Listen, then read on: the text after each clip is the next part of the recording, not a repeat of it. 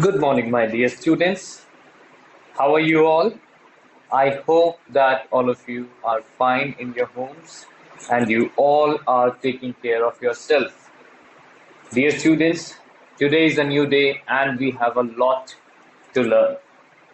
But before I take you towards our lesson of the day, I want you to remind you of something that is really important. Dear students, your exams are approaching. Okay?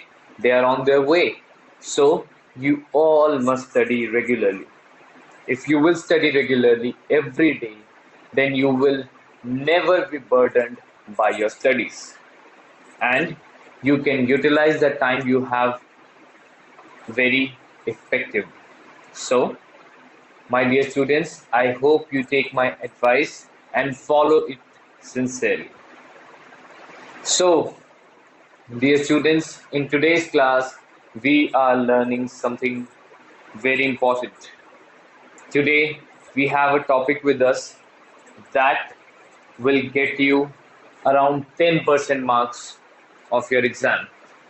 Okay, today we will be learning how to write an informal letter.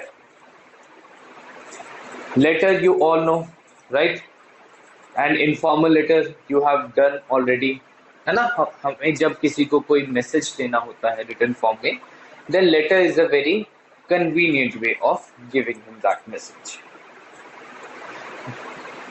But this skill is also asked as a question in your exam, okay, and for quite some marks.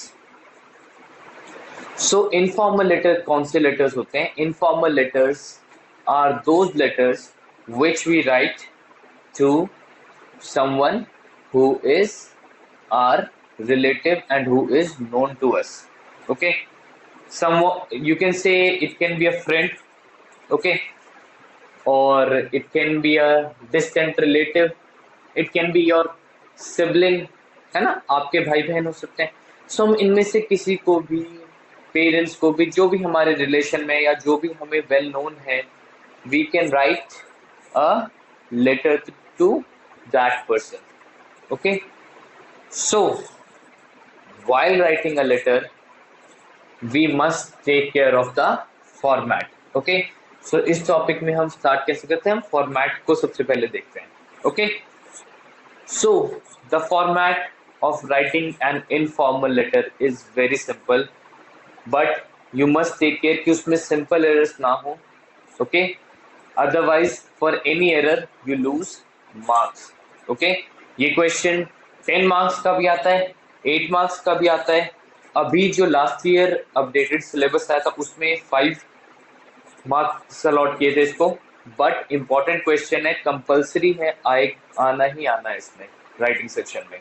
Okay, writing section में informal letters आएंगे ही. So you all must know how to prepare it.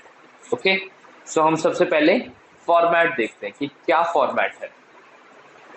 The format is, first of all you will write the sender's address. Sender कौन होता है? जो letter send कर रहा होता है, जो लेटर राइट कर रहा होता है.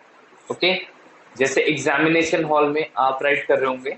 सो whatever is the fictional address that you want to create, okay, जो भी आपको fictional address create करना है, create that and simply put it there.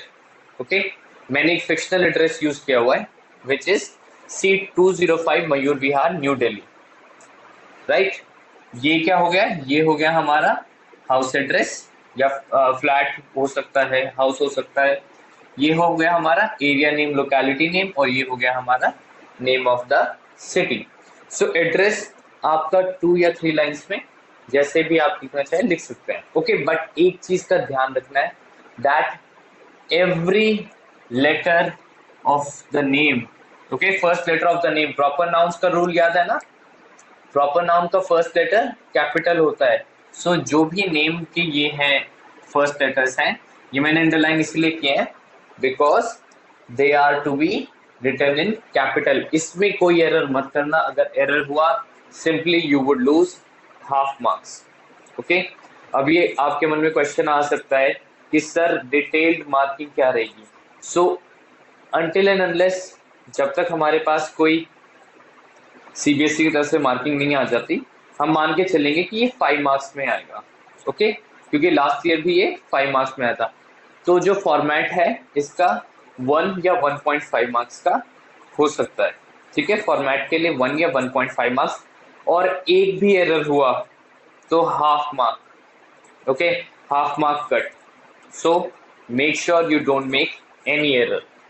उसके बाद सेंडर्स एड्रेस लिखने के बाद हम क्या लिखेंगे? Date. Date is again very simple, you all know how to write the date, है ना?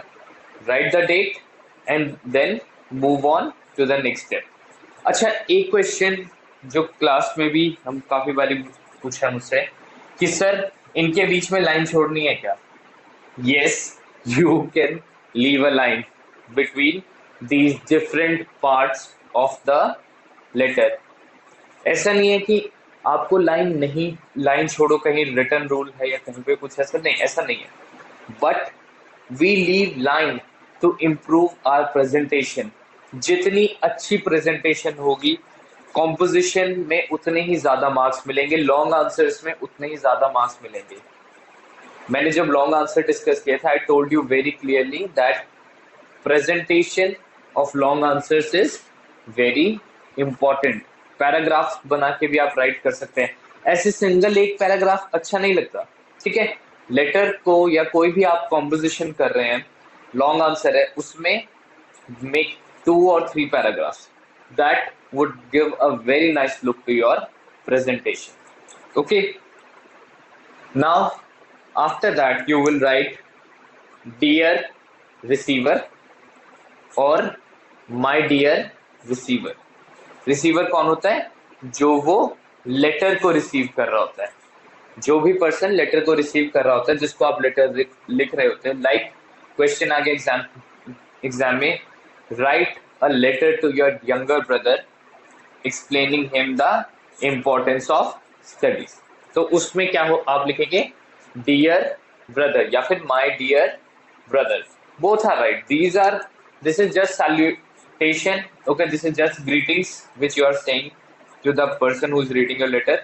So this is, but ये जो है फॉर्मेट का बहुत इंपॉर्टेंट पार्ट है और इसमें कोई एरर नहीं होना चाहिए। ठीक है, नेक्स्ट आ जाती है हमारी body. Then you would start writing the body of the letter. इसमें क्या लिखेंगे कि I hope I find you in good health. ठीक है, ऐसे एक जनरल इंट्रोडक्शन दो, बात करो, जनरली बात स्टार्ट करो और उसके बाद फिर मेन टॉपिक पे आ जाओ। ओके, मेन टॉपिक क्या है? Importance of studies. फिर उसको 1 to 2 पैराग्राफ में इंपॉर्टेंस ऑफ स्टडीज बताओ, उसे बताओ कि how it would help him, how it would give him a better career. सो ये सब बातें बताते हुए तुम लेटर करो। लास्ट में कंक्लूजन आएगा। Obviously you have to conclude whatever your advice is, whatever you are telling him, वो conclude करना। और उसके बाद कुछ और जनरल सी बात करते हैं, जैसे हमने एक जनरल सी बात से स्टार्ट किया था कि I hope I find you in good health. End में भी आप उसे कहना कि I hope you follow my advice and do tell me what happens in your maths test next week. सो ऐसा कर लिखते हुए, जनरल सी बातें लिखते हुए हमें फिनिश कर देना है। फिनिश करने के बाद हमें लास्ट में देनी है फिर कॉम्प्लीमेंट्री क्लोजिंग, योर्स लविंगली या फिर अफेक्शनेटली, बोथ आर राइट। ठीक है, दोनों में से कोई भी लिख देना। लविंगली की स्पेलिंग थोड़ी सिंपल है, सो अगर स्पेलिंग मिस्टेक नहीं करनी है, चाहे आपको लविंगली याद होता है तो आप हर इनफॉर्मल लेटर में योर्स लविंगली लिख देना, कोई प्रॉब्लम नहीं है। बट जनरल एरर करके मार्क्स लूज नहीं करने, that you try to write the spelling of affectionately और वहां पे जब मिस्टेक हो तो that becomes a problem for us। ऐसा नहीं होना चाहिए। ठीक है, सो लविंगली याद होता है तो लविंगली लिख दो। उसके बाद सेंडर्स नेम, लास्ट में हमारा आ गया सेंडर्स नेम, और बहुत इजीली हमने अपना यहाँ पे नेम मेंशन कर दिया। Sometimes name is given in the question, अगर क्वेश्चन में नेम नहीं दिया हुआ तो अपना ओरिजिनल नेम मत लिखना, कोई भी फिक्शनल नेम ABC लिखकर लेटर फिनिश कर देना। ठीक है, ओरिजिनल एड्रेस और ओरिजिनल कभी भी ओरिजिनल नेम कभी भी नहीं लिखते, ठीक है। Keep that in mind, this is a very important instruction, you must not right your original name or your original address.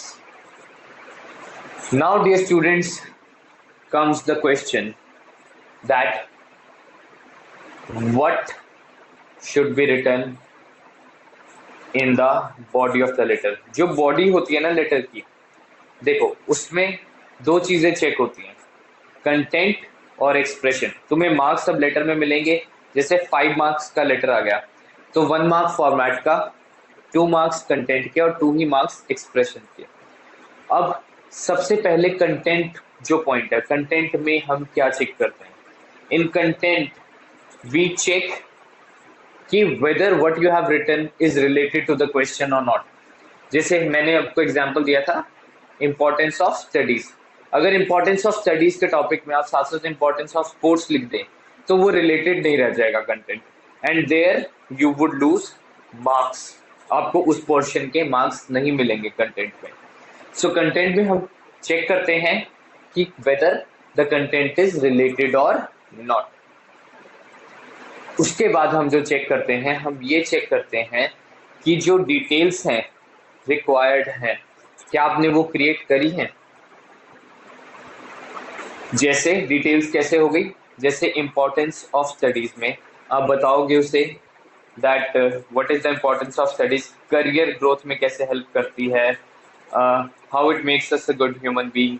फिर आपने उसे एडवाइस दी या नहीं कि to improve your studies, to focus more, you can create a time table. सो हम ये सब डिटेल्स चेक करते हैं कि whether the content is well detailed और नॉट। ये चेक करने के बाद बात आती है एक्सप्रेशंस की। एक्सप्रेशंस मीन्स कि आपने जो ग्रामर यूज करे, जो सेंटेंसेस राइट करें, are they grammatically correct.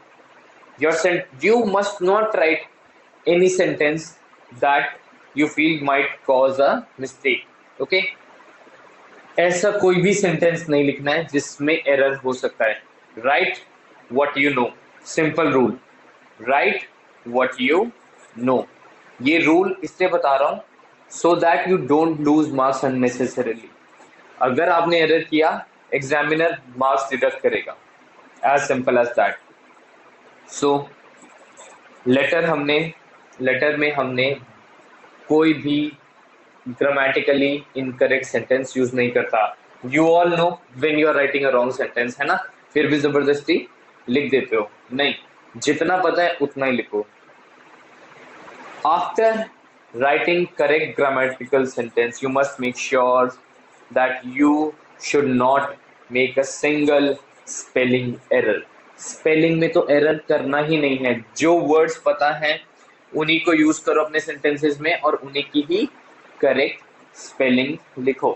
Okay, and last and the least instruction is follow the word limit. Word limit को फॉलो करो क्योंकि एग्जाम 80 मार्क्स का है, पूरा आधा घंटा इस पे वेस्ट नहीं करना। ओके, मार्क्स के अकॉर्डिंग चलो। 80 मार्क्स का पेपर है, 3 आवर्स का पेपर होता है, 180 मिनट्स होते हैं। You have to utilise 1 hour 60 minutes at least. Okay, 1 mark के लिए 2 मिनट लगाओ। ओके, 1 मार्क के लिए 2 मिनट लगाओ। लेटर अगर 5 मार्क्स का है तो 10 to 12 मिनट्स बस। अगर 8 मार्क्स का है तो 15 to 18 मिनट्स, और अगर 10 मार्क्स का है देन 20 to 22 मिनट्स बस। इससे ज्यादा हमें नहीं अपना टाइम लगाना।